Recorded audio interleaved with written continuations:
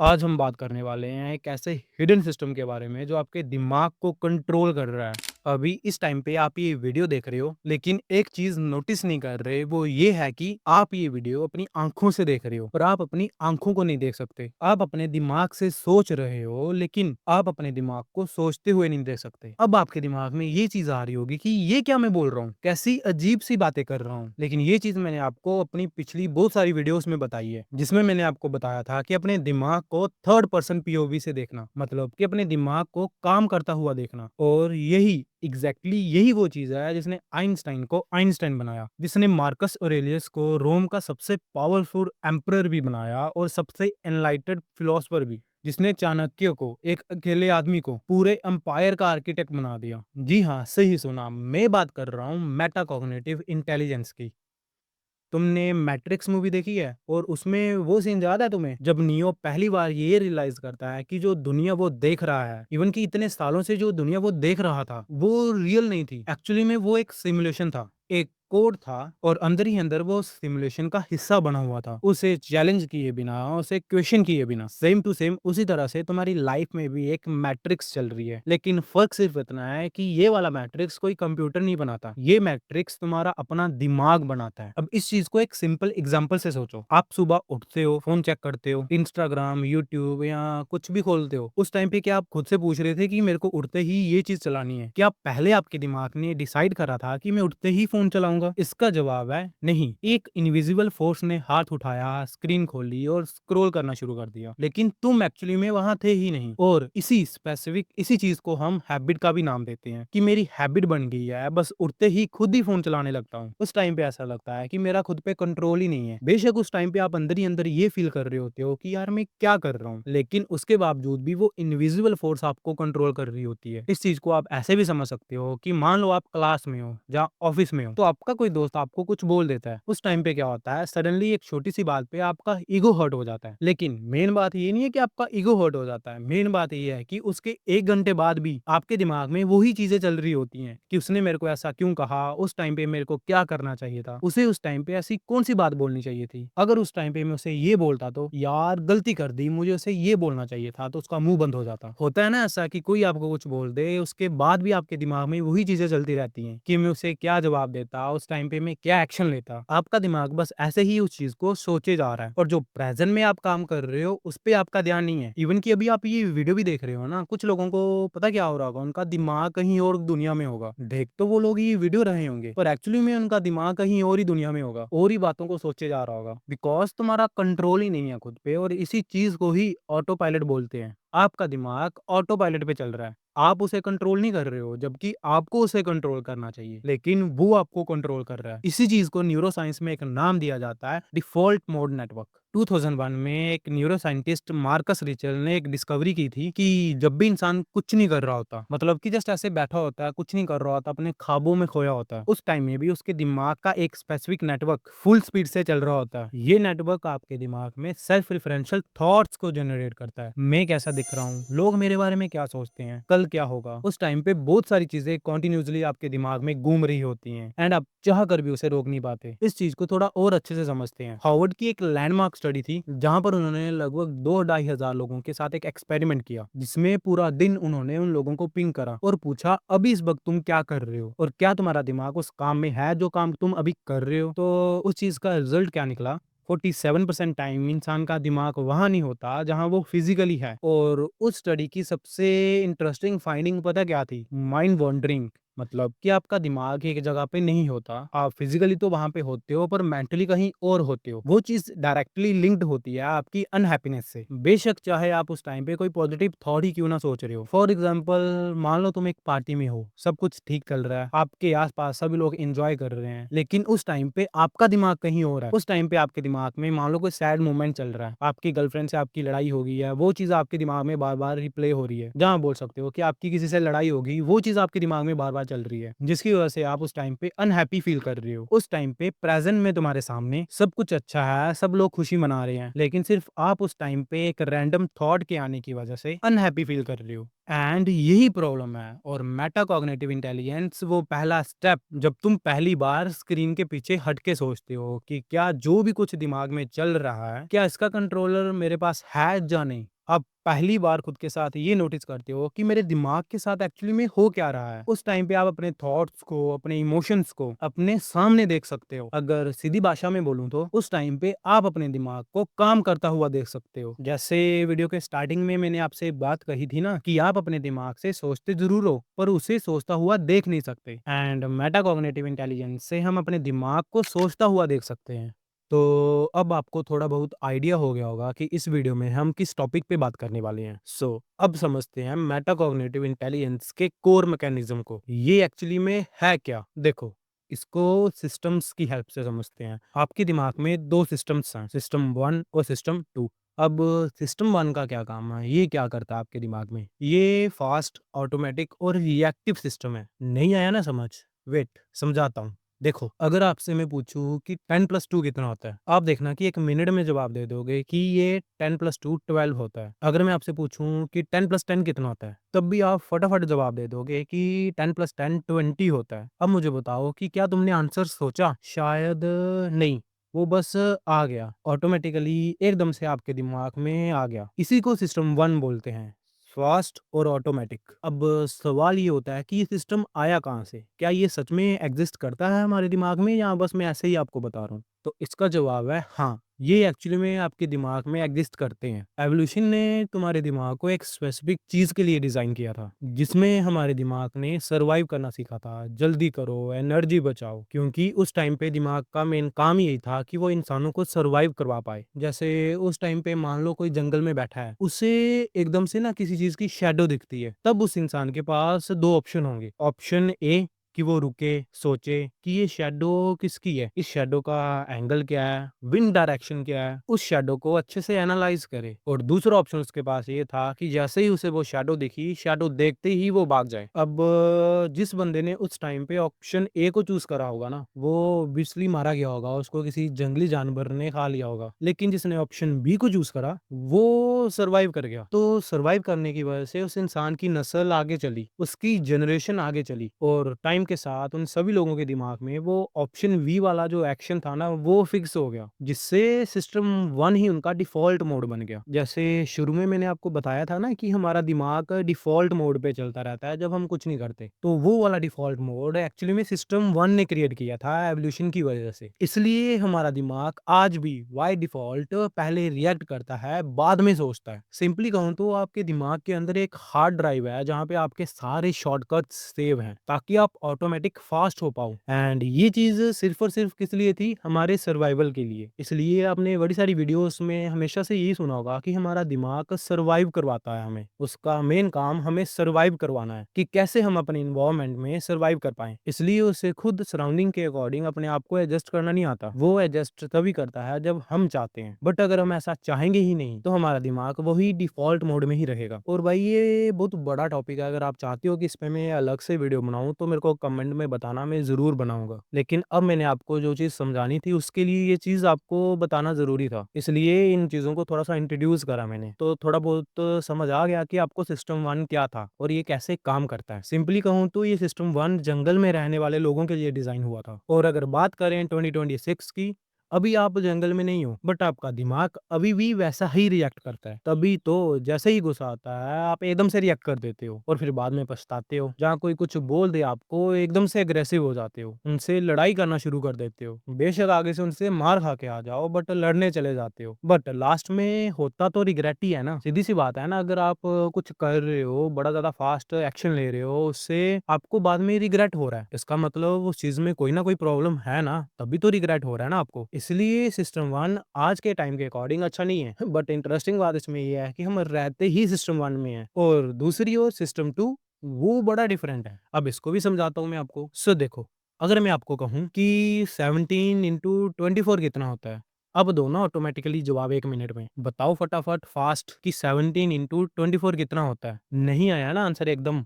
Fast पहले के जैसे। अब ऐसी बात नहीं है कि इसका आंसर नहीं आएगा, पर इसके लिए आपके दिमाग को एफर्ट्स लगाने पड़ेंगे, फिर जाके आप इस प्रॉब्लम को ईज़िली सॉल्व कर पाओगे। मतलब अपने हिसाब से जो भी आप ट्रिक लगाते हो, जो भी आप कैलकुलेशन करते हो अपने दिमाग में, वो करके आप इसका आंसर निकाल लोगे, बट फ़र्क सिर्फ़ इतना होगा कि ये आंसर ऑटोमैटिकली नहीं आएगा, जैसे वो 10+10 वाला आया था। यही सिस्टम 2 है। अब इसको भी और अच्छे से समझते हैं। देखो, सिस्टम 1 था तुम्हारा पुराना जंगल वाला वॉरियर, जो एकदम फ़ास्ट था, ऑटोमेटिक चीज़ें उसके दिमाग से निकलती थी, बड़ा ज़्यादा रिएक्टिव था। पर वहीं दूसरी ओर सिस्टम 2 ये तुम्हारा एक तरह से फिलॉसफर है, जो थोड़ा स्लो है, कॉन्शियस है, जो हर रिएक्शन के पहले ब्रेक लेता है, उस काम को अच्छे से एनालाइज़ करता है। जो भी ये कुछ हो रहा है, इसमें कितनी सच्चाई है? क्या ये चीज़ सही है या गलत है? यही सिस्टम 2 है। और जब सिस्टम 2 एक्टिवेट होता है, तब सिस्टम 1 बंद हो जाता है।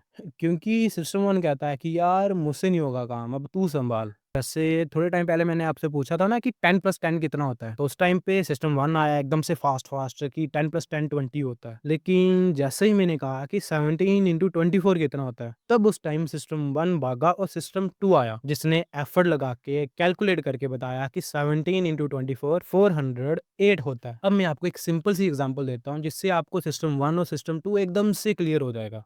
मान लो आप किसी नई सिटी में जाते हो और पहली बार उस सिटी में ड्राइव कर रहे हो, तब आप देखना हर टर्न पे आप कॉन्शियस होते हो, देखते हो कि कहाँ पे खड्डा है, कहाँ पे नहीं, कहाँ पे स्पीड ब्रेकर है, कहाँ पे गाड़ी स्लो करनी है, कहाँ पे गाड़ी फास्ट करनी है। आप उस टाइम पे बार बार रोड देखते हो, जीपीएस देखते हो, अपनी स्पीड चेक करते हो, इंडिकेटर्स यूज करते हो। उस टाइम पे आपका पूरा फोकस, आपकी पूरी एनर्जी सिर्फ और सिर्फ ड्राइविंग पे होती है। आपका दिमाग उस टाइम पे यूज हो रहा होता है, सिस्टम 2 यूज हो रहा होता है उस टाइम पे। पर 6 महीने बाद सेम रास्ता, पर तब सिस्टम 2 नहीं होता, सिस्टम 1 होता है। तब आप देखना कि आप ऑटोमेटिकली बिना सोचे फुल वॉल्यूम में गाने बजा के घूम रहे होते हो। उस टाइम पे आपको हर रोड, हर गली पता होती है। आपको ये तक पता होता है कहाँ पे स्पीड कम करनी है, कहाँ पे स्पीड ज़्यादा करनी है। अब इससे क्या समझ आता है कि सिस्टम 2 ने सिस्टम 1 को ट्रेन करा, और ट्रेन करने के बाद फिर वो रिटायर हो गया। मतलब कि और अच्छे से अगर मैं आपको समझाऊँ, तो सिस्टम 2 ने जो कुछ भी सीखा, जो कुछ भी उस ड्राइविंग के दौरान उसने सीखा, एक्सपीरियंस करा, वो सारा डाटा उसने कलेक्ट करके एक हार्ड ड्राइव में सेव कर लिया अपने दिमाग में, और फिर वो सारा डाटा सिस्टम 1 को पकड़ाया और खुद रिटायर हो गया। बस अब नहीं होता मेरे से और काम। इसलिए शुरू-शुरू में ड्राइविंग के दौरान जो कमांड सिस्टम 2 के पास थी ना, 5-6 महीने के बाद सिस्टम 2 ने जब सब कुछ देख लिया, सब कुछ सीख लिया, वो कमांड सिस्टम 1 को पकड़ा दी, ताकि सब कुछ फास्ट हो जाए, ऑटोमेटिक हो जाए, आपके दिमाग को ज़्यादा काम ना करना पड़े। अब सवाल ये आता है कि अगर ऐसे ही बात है, तो सिस्टम 2 का क्या काम है? देखो, सिस्टम 2 ना एक रूल पे चलता है। जहाँ मैं बोलूँ कि सिस्टम 2 एक रूल पे ही एक्टिवेट होता है। जब आप रुकते हो, सोचते हो,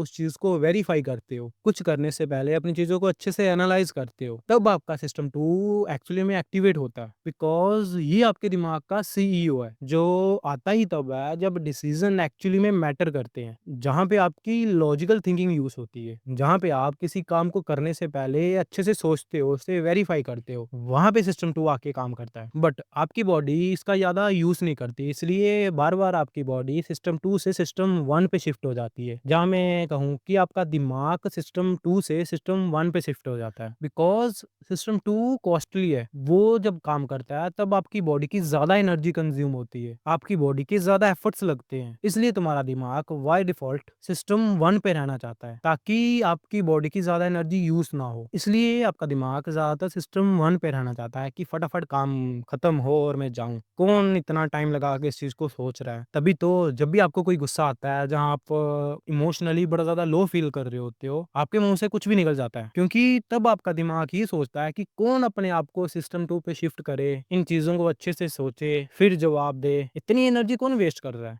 देखा जाए तो ये बिल्कुल अच्छी बात नहीं है। तो हमारी ज़िंदगी का 90% हिस्सा सिस्टम 1 पे चल रहा है, बिना तुम्हारी परमिशन के। क्योंकि सिस्टम 1 को आपकी परमिशन ही चाहिए होती। वो विदाउट परमिशन काम कर रहा होता है। बट वहीं दूसरी ओर सिस्टम 2 परमिशन पे काम करता है। चीज़ों को अच्छे से एनालाइज़ करता है, वेरीफाई करता है, फिर रिएक्शन लेता है। बट 90% लोग तो रहते ही सिस्टम 1 पे है। तो फिर वो 10% वाले लोग क्या ऐसा करते हैं? तब यहाँ पे आता है मेटाकॉग्निशन, जो आपकी हेल्प करता है सिस्टम 2 को एक्टिवेट करने के लिए।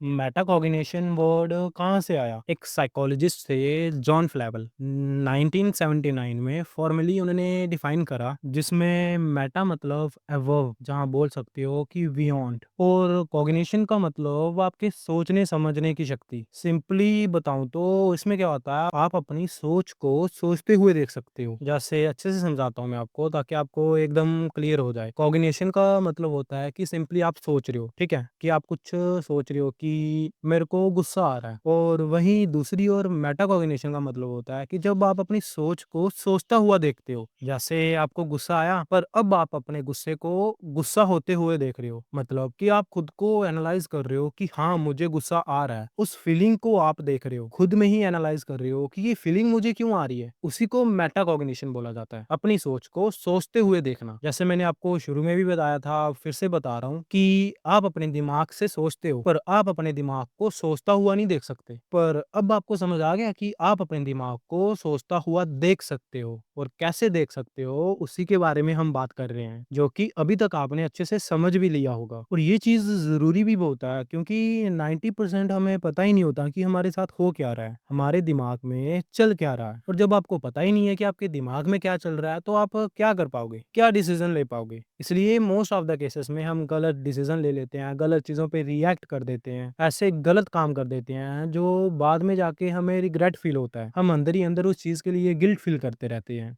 और ये सब पता क्यों होता है? क्योंकि आपका दिमाग आपके कंट्रोल में नहीं है, वो सिस्टम 1 पे चल रहा है। एंड मेटाकॉग्निशन हेल्प करती है आपको आपका कंट्रोल वापस देने में, आपके दिमाग को सिस्टम 2 पे शिफ्ट करने में, ताकि हमेशा आप अपने सिस्टम 2 का यूज कर पाओ एंड अपने हर एक इमोशन, हर एक फीलिंग को अच्छे से एनालाइज कर पाओ। आपको ना एक सिंपल एग्जांपल देता हूँ मैं। देखो, जैसे नॉर्मल इंसान सोचता है कि मैं बहुत लेजी हूँ, मेरा काम करने का मन नहीं कर रहा, पर वहीं दूसरी ओर मेटाकॉग्निटिव पर्सन उस फीलिंग को सोचता है, वाह इंटरेस्टिंग, मेरा दिमाग अभी लेजीनेस फील कर रहा है। क्यों कर रहा है लेजीनेस फील? क्या मैंने नींद कम ली थी, जहाँ मैं बस इस काम को करने से डर रहा हूँ? फर्क समझे दोनों में? पहला इंसान इमोशन है, वो अभी सिस्टम 1 पे काम कर रहा है, ज्यादा एफर्ट नहीं लगा रहा, ज्यादा सोच नहीं रहा। पर दूसरा इंसान उस इमोशंस को देख रहा है, उसको एनालाइज कर रहा है। सिंपली अगर इस चीज को कहूँ तो तुम अपने दिमाग के एक्टर नहीं, ऑब्जर्वर बन जाते हो। इसलिए ये वर्ड ऑब्जर्वर मैंने शुरू में यूज नहीं करा था, क्योंकि अगर इसको मैं तब यूज करता तो शायद आपको थोड़ा कंफ्यूजिंग लग सकता था। अब समझ आ गया कि मेटाकॉग्निटिव इंटेलिजेंस आपको ऑब्जर्वर बना देती है, अपने दिमाग का ऑब्जर्वर, जिससे आप अपने दिमाग में चलने वाली हर एक एक्टिविटी को ऑब्जर्व कर सकते हो, अपने दिमाग को कंट्रोल कर सकते हो अपने हिसाब से। अब आप सिस्टम 1 और सिस्टम 2 के बारे में सोच के देखो। सिस्टम 1 आपसे बिना सोचे एक्शन करवाता है, और सिस्टम 2 आपको ऑब्जर्वर बनाता है। और अब मैं आपको समझाता हूँ कि सिस्टम 1 और सिस्टम 2 का यूज क्या है, ताकि आप इसे मेटाकॉग्निटिव इंटेलिजेंस के साथ रिलेट करके समझ पाओ। सो देखो, मान लो तुम एक कार में हो, तो सिस्टम 1 एक तरह का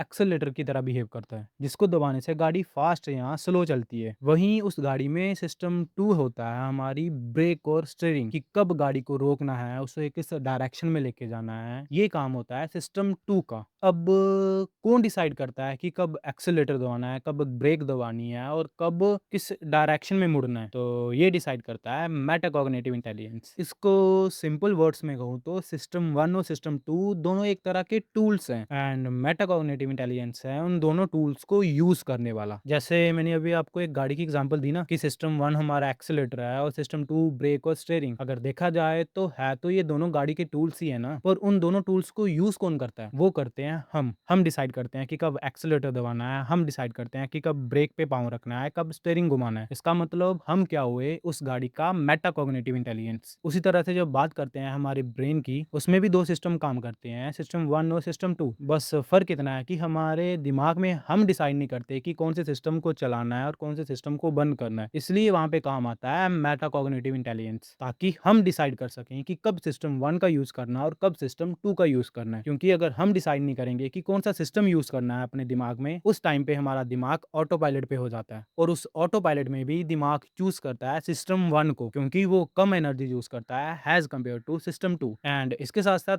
एवोल्यूशन ने भी सिस्टम 1 को ज्यादा डोमिनेट बनाया सिस्टम 2 से। बट जब बात आती है कि ज्यादा इंपॉर्टेंट क्या है, तो उस टाइम पे इंपॉर्टेंट सिस्टम 2 ज्यादा है, क्योंकि सिस्टम 2 चीजों को अच्छे से वेरीफाई करता है, चीजों को अच्छे से एनालाइज करता है। लेकिन वही सिस्टम जो 1 है वो आपके एक्सपीरियंसेस पे चलता है। जो भी बचपन में आपके एक्सपीरियंसेस हुए, जो भी ट्रॉमा आपको बचपन में हुआ, वो उसके अकॉर्डिंग चलता है, उसके अकॉर्डिंग डिसीजन लेता है। जैसे कोई आप हैबिट ही लगा लो कि आपकी कोई हैबिट बन गई है जहाँ आप किसी लूप में फंसे हो, उस टाइम पे भी आपका सिस्टम 1 ही काम कर रहा होता है। आप सुबह उठते हो, फोन चलाते हो, इधर उधर अपना टाइम वेस्ट करते हो, बेशक आपको पता है कि ये गलत है मेरे लिए, लेकिन फिर भी आप कर रहे हो। इसका यही मतलब है कि आपकी बॉडी सिस्टम 1 पे काम कर रही है, ना कि सिस्टम 2 पे। इसलिए मेटाकॉग्निटिव इंटेलिजेंस वहां पे इंपॉर्टेंट हो जाता है, जिसकी हेल्प से हम ये भी डिसाइड कर सकते हैं कि जो भी हमारे दिमाग में अभी थॉट चल रहे हैं, जो भी इमोशन हम फील कर रहे हैं, क्या वो हमारे है कि नहीं है। इवन की मेटाकॉग्निटिव इंटेलिजेंस हमें हेल्प करती है ऑब्जर्वर की तरह देखने में। जैसे शुरू में मैंने बताया था ना कि आप अपने दिमाग को काम करता हुआ देख सकते हो, तो वो मेटाकॉग्निटिव इंटेलिजेंस की हेल्प से ही आप देख सकते हो। उसको प्रैक्टिस करके, उसका यूज करके आप सिस्टम 2 में रहना सीख सकते हो। अब अगर आपने यहाँ तक चीजों को समझ लिया है, तो एक स्टेप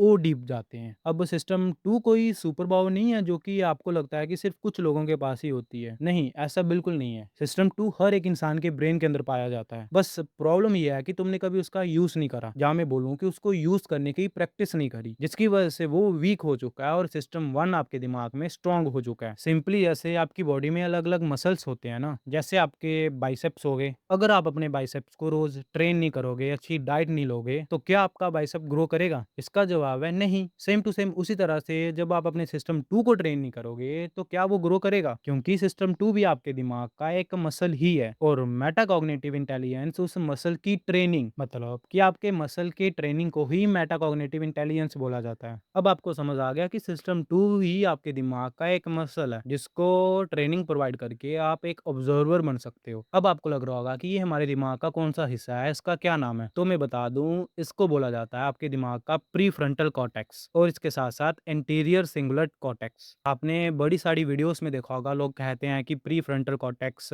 हमारे लॉजिकल रीजनिंग में काम आता है। यही एक इकलौता हिस्सा है हमारे दिमाग में जो हम इंसानों को जानवरों से अलग बनाता है, क्योंकि जानवरों में सोचने समझने की शक्ति नहीं होती। वो हम इंसानों की तरह सोच नहीं सकते, सिर्फ और सिर्फ प्री फ्रंटल कॉर्टेक्स और अंटीरियर सिंगुलेट कॉर्टेक्स की वजह से। एंड यही सिस्टम 2 है। इसकी हेल्प से ही आप अपने दिमाग को एक थर्ड पर्सन ऑब्जर्वर की तरह देख सकते हो, जहां मैं अगर कहूं कि आप अपने दिमाग के मैट्रिक्स को एक्सकेप कर सकते हो। जब आपको ये समझ आ जाता है कि जो भी आपके दिमाग में जो चल रहा है वो क्यों चल रहा है, किसकी वजह से चल रहा है, तब आपके लिए डिसीजन लेना और भी आसान हो जाता है, क्योंकि उस टाइम पे आपके सामने वो सब कुछ चल रहा है। आप बस उस टाइम पे चुपचाप ऑब्जर्व कर रहे हो और देख रहे हो कि यार ये तो मेरा ही सिस्टम 1 है, जो पता नहीं क्यों इतना ज्यादा इमोशनल हो रहा है, इसको पता नहीं इतना ज्यादा गुस्सा क्यों आ रहा है। लेकिन जब आप एक्शन लेने जाते हो सिस्टम 1 की वजह से, तब आप खुद को रोक लेते हो, क्योंकि उस टाइम पे आप सिस्टम 2 बन गए होते हो, उस टाइम पे आप एक ऑब्जर्वर बन गए होते हो। एंड जो मैंने आपको बताया था ना कि प्री फ्रंटल कॉर्टेक्स और एंटीरियर सिंगुलेट कॉर्टेक्स, ये दोनों ही हेल्प करते हैं हमें ऑब्जर्वर बनने में। जैसे फॉर एग्जांपल हमारी बॉडी में कोई हलचल होती है, तो सबसे पहले अलार्म जो हमारे ब्रेन में बजता है वो एंटीरियर सिंगुलेट कॉर्टेक्स ही बजाता है। एंड फिर उस अलार्म को सेंस करता है हमारा प्री फ्रंटल कॉर्टेक्स कि हाँ भाई, मैं देख रहा हूँ कि मेरे दिमाग में क्या चल रहा है, मैं ऑब्जर्व कर रहा हूँ चीजों को। अब फॉर एग्जाम्पल इस वीडियो को देखने के बाद कभी भी अगर आपके दिमाग में कोई भी थॉट आता है ना, फॉर एग्जाम्पल आपकी मम्मी आपको कुछ बोल देती है, उस टाइम पे अगर आपको गुस्सा आता है ना, तो उस गुस्से वाली फीलिंग को दिमाग तक पहुंचाता है हमारा एंटीरियर सिंगुलेट कॉर्टेक्स। बट अगर उस टाइम पे प्री फ्रंटल कॉर्टेक्स ने उस गुस्से को नहीं संभाला, जहां मैं बोल दूं कि अगर आपका प्री फ्रंटल कॉर्टेक्स उस टाइम पे ट्रेन ही नहीं है, आपको पता ही नहीं है कि उसको कैसे यूज करना है, तो फटाफट सिस्टम 1 आ जाएगा वहां पे और आप फटाफट रिएक्ट कर दोगे। बट वहीं अगर आपको पता होगा कि आपको सिस्टम 2 का कैसे यूज करना है, आपको प्री फ्रंटल कॉर्टेक्स का कैसे यूज करना है, तो फिर जब आपके दिमाग में अलार्म बजेगा ना, वो अलार्म सीधा आपके प्री फ्रंटल कॉर्टेक्स के पास जाएगा। तो फिर आप उस चीज को सोचने लगोगे कि मुझे गुस्सा क्यों आ रहा है, क्या मुझे इस गुस्से पे रिएक्ट करना चाहिए या नहीं करना चाहिए। तो मेरे भाई, अब समझ आया कि ये पूरा कोर मैकेनिज्म कैसे काम करता है। तो अब अगर आपने इस वीडियो को यहाँ तक देख लिया है, तो आपको लग रहा होगा कि मैंने सब कुछ जान लिया, मुझे पता चल गया कि कैसे प्री फ्रंटल कॉर्टेक्स का यूज करना है, मुझे सारी इन्फॉर्मेशन मिल गई। बट सिर्फ इन्फॉर्मेशन से आप अपने प्रीफ्रंटल कॉर्टेक्स का यूज़ करना नहीं सीख सकते। जहाँ मैं बोलूँ कि सिर्फ इन्फॉर्मेशन की हेल्प से आप मेटाकॉग्निटिव इंटेलिजेंस का यूज़ करना नहीं सीख सकते। उसके लिए आपको पहले अपने दिमाग को वो ट्रेनिंग प्रोवाइड करनी पड़ेगी, रोज़ प्रैक्टिस करनी पड़ेगी ताकि आप अपनी मेटाकॉग्निटिव इंटेलिजेंस का यूज़ कर पाओ। इसलिए अब हम बात करते हैं कि ऐसे कौन से स्टेप लिए जाएँ, ऐसे कौन-सी प्रैक्टिस करी जाए जिससे हम अपने दिमाग की मेटाकॉग्निटिव इंटेलिजेंस का यूज़ कर पाएँ, खुद को एक ऑब्ज़र्वर की तरह बना पाएँ। पर वीडियो में आगे बढ़ने से पहले आप ये देखो।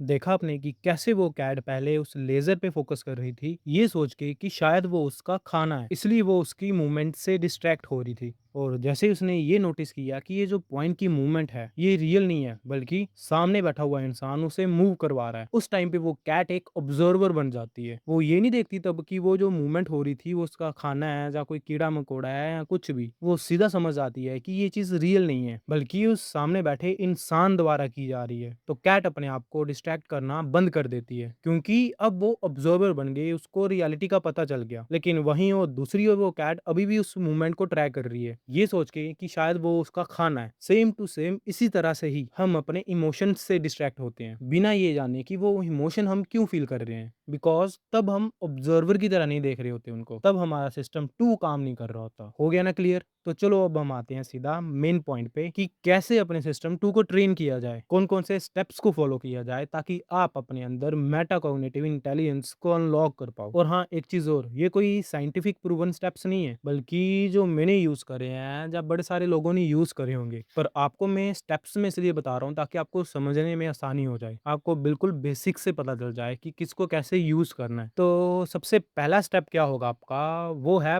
पॉज़ प्रैक्टिस, जिसको मैं बोलता हूँ द 5 सेकंड्स सुपर पावर। ये सबसे पहला और सबसे इम्पोर्टेंट स्टेप है। देखो, करना क्या है आपको, जब भी कोई भी स्ट्रॉन्ग इमोशन आए आपको या कोई स्ट्रॉन्ग इमोशन फ़ील कर रहे हो आप, तो उस इमोशन के आने के बाद अगर तुम सिर्फ़ 5 सेकंड के लिए रुकते हो, मतलब कि उस इमोशन के आने की वज़ह से जब तुम रिएक्ट करते हो, तो उस रिएक्शन से पहले 5 सेकंड रुकना, जिससे आपका प्रीफ्रंटल कॉर्टेक्स एक्टिवेट होने लग जाता है। मतलब कि आपका सिस्टम 2 एक्टिवेट होने लग जाता है। और जब सिस्टम 2 एक्टिवेट होता है, वो क्या करता है, आपके सिस्टम 1 को शांत कर देता है। क्योंकि आप जो इमोशन फ़ील कर रहे थे, वो सिस्टम 1 की वज़ह से फ़ील कर रहे थे। इवन कि उस इमोशन की वज़ह से जो आप रिएक्ट करने वाले थे, वो भी सिस्टम 1 की वज़ह से था। बट जब आप रिएक्ट करने से पहले 5 सेकंड रुकते हो, तो आपके रिएक्शन और उस फीलिंग आने के बीच का गैप बढ़ जाता है। तो उस गैप के बढ़ने से पता क्या होगा? आपका जो करंट सिस्टम है, सिस्टम 1 है, वो शांत होने लगेगा एंड जो सिस्टम 2 है वो एक्टिवेट होने लगेगा। मतलब कि आपका प्रीफ्रंटल कॉर्टेक्स एक्टिवेट होने लगेगा। इसलिए वो 5 सेकंड का पॉज़ कोई भी रिएक्शन लेने से पहले आपकी बायोलॉजी बदल देता है। अब सवाल ये आता है कि कैसे करना है इसे?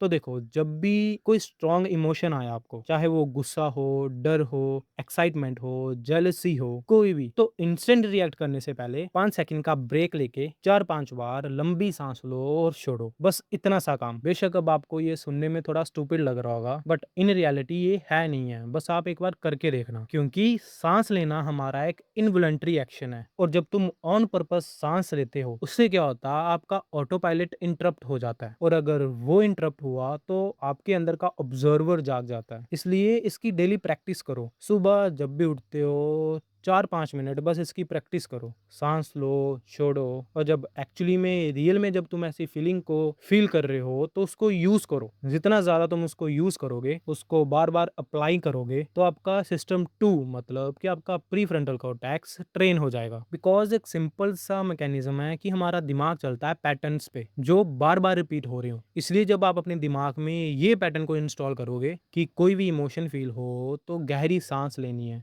5 मिनट रिएक्शन करने से पहले रुकना है। इससे क्या होगा, जो आपकी नेचुरल लूप है ना, गुस्सा आने पे जब आपके दिमाग में सिस्टम 1 एक्टिवेट होता है, जहाँ किसी भी तरह का इमोशन फ़ील होने पे आपका सिस्टम 1 एक्टिवेट होता है, वो वाली लूप ब्रेक होगी और जब वो लूप ब्रेक होगी तब आप एक नया पैटर्न इंस्टॉल कर रहे होंगे अपने दिमाग में। वो पैटर्न जो आपके स्ट्रॉन्ग इमोशन आने पे सिस्टम 2 को एक्टिवेट करेगा, ना कि सिस्टम 1 को। और हाँ, ये जो लूप ब्रेक करने की मैं बात कर रहा हूँ ना, ये ऐसे ब्रेक नहीं होगी, ये तब ब्रेक होगी जब आप पैटर्न बनाओगे और वो पैटर्न ऐसे नहीं बनेगा, वो पैटर्न तब बनेगा जब आप रोज़ प्रैक्टिस करोगे। क्योंकि जब आप प्रैक्टिस करोगे, आप उस चीज़ को अच्छे से सोचोगे, अपनी एनर्जी उस पे लगाओगे, तो आपके दिमाग को लगेगा ये कोई ज़रूरी टास्क है, तो वो आपके सिस्टम 2 को एक्टिवेट करेगा और बार-बार जब सिस्टम 2 एक्टिवेट होगा, तो समझ लो हो गया आपका काम। और ऐसा नहीं है कि ये चीज़ आपको लाइफ टाइम प्रैक्टिस करनी है, नहीं, बल्कि आपको 2-3 महीने ही प्रैक्टिस करनी है। जब 2-3 महीने आपका दिमाग ये नोटिस करेगा कि सिस्टम 2 एक्टिवेट हो रहा है, सेम पैटर्न बार-बार रिपीट हो रहा है, तो आपका दिमाग खुद ही इस सिस्टम 2 को एक्टिवेट करने वाली हैबिट को ट्रांसफर कर देगा सिस्टम 1 के पास। अब आपको पता है कि सिस्टम 1 आपका ऑटोमेटिक है, फास्ट रिएक्शन देता है, तो अब क्या होगा,